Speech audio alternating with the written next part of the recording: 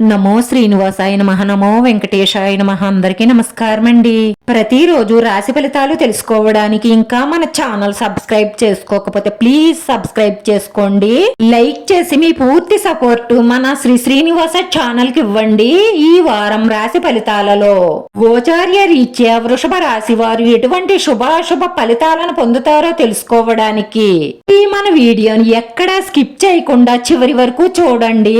ఈ వారంలో time pass కోసం ఒక స్త్రీతో బయటకు వెళ్లి ఎంజాయ్ చెయ్యడానికి ఇష్టపడతారు. సినిమాలకు షికార్లకు వెళ్లి మీ లైఫ్ లో గుర్తుండిపోయే రోజుగా మార్చుకునే ప్రయత్నం చాలానే చేస్తారు. ఈ ఉద్యోగ వ్యాపార నిమిత్తం విదేశాలకు వెళ్లాలి అని ప్రయత్నం చేస్తున్న వారికి మీకు ఎదురవుతున్న ఆటంకాలన్నీ తొలగిపోతాయి. కిరాణ, ఫ్యాన్సీ, నిత్యావసర వస్తువుల వ్యాపారస్తులకు కలిసి వచ్చే రోజులు వచ్చేస్తున్నాయి. ఉపాధ్యాయులకు విద్యార్థుల నుంచి ఒత్తిడి, సికాకులు తప్పవు. మీ అలవాట్లను, బలహీనతలను గోప్యంగా ఉంచే ప్రయత్నమే చెయ్యండి. చెడు అలవాట్లకు దూరంగా ఉండడమే మీ ఫ్యూచర్ కి అన్ని విధాలా మంచిది. పాత వస్తువులను కొని ఇబ్బందులను కొని తెచ్చుకోకండి. ప్రముఖులతో కలయిక కొంత వాయిదా పడుతుంది. విద్యార్థులకు ఒత్తిడితో కూడిన సమయం. విశ్రాంతి లేకుండా శ్రమించవలసి ఉంటుంది. ఉద్యోగస్తులు అధికారులకు వివరణ చెప్పవలసి వస్తుంది. విద్యార్థినులు ఒత్తిడి, ఆందోళన ఎదుర్కొంటారు. ఉద్యోగస్తులు పదవోన్నతి కోసం చేసే ప్రయత్నాలు వాయిదా పడతాయి. వాహనం నడపడం వల్ల అనుకోని ఇబ్బందులను ఎదుర్కొంటారు. షేర్ మార్కెట్ రంగాల వారికి చాలా మెలకువ అవసరం. ఈ వారంలో ఉపాధ్యాయులతో విద్యార్థులు ఏకోభవించలేకపోతారు. సమస్యలు చిన్నవైనప్పటికీ కూడా మీ మనశ్శాంతిని దూరం చేస్తాయి. దూర ప్రయాణాలలో కొత్త పరిచయాలు ఏర్పడతాయి. ఈ సంతానం మొండి వైఖరి మీకు ఎంతో చికాకుని కలిగిస్తుంది. ఉద్యోగులకు ప్రముఖుల సహాయ సహకారాలతో మంచి అవకాశాలు లభిస్తాయి.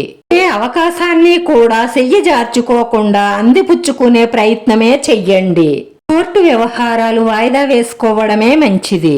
టెక్నికల్, ఎలక్ట్రానిక్, కంప్యూటర్ రంగాల వారికి మంచి అవకాశాలు లభిస్తాయి. స్థిరాస్తులకు సంబంధించిన కొనుగోళ్లు, అమ్మకాల ప్రయత్నాలు ఫలిస్తాయి. ఉద్యోగస్తులకు పై అధికారుల నుంచి ప్రశంసలు లభిస్తాయి. ఫైనాన్స్, బ్యాంకింగ్ రంగాల వారికి ఒత్తిడి, పనిభారం తప్పనిసరి అవుతాయి. నిర్మాణ కార్యక్రమాలలో ప్రోత్సాహం లభిస్తుంది. స్త్రీలు అపరిచితులను ఎక్కువగా నమ్మడం వల్ల ఈ ఫ్యూచర్ లో చాలా నష్టపోయే అవకాశాలు గోచరిస్తున్నాయి. కాబట్టి మీరు చాలా జాగ్రత్తగా ఉండడం మంచిది.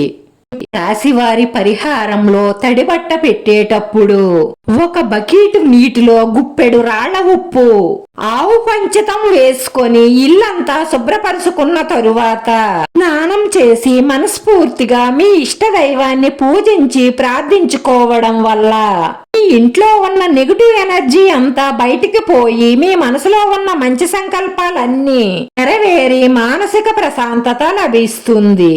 పూజ ప్రారంభించే ముందు గణపతి మూల మంత్రం జపించండి. అంతా మంచే జరుగుతుంది. వీడియో నచ్చితే లైక్ చేయండి, షేర్ చేయండి.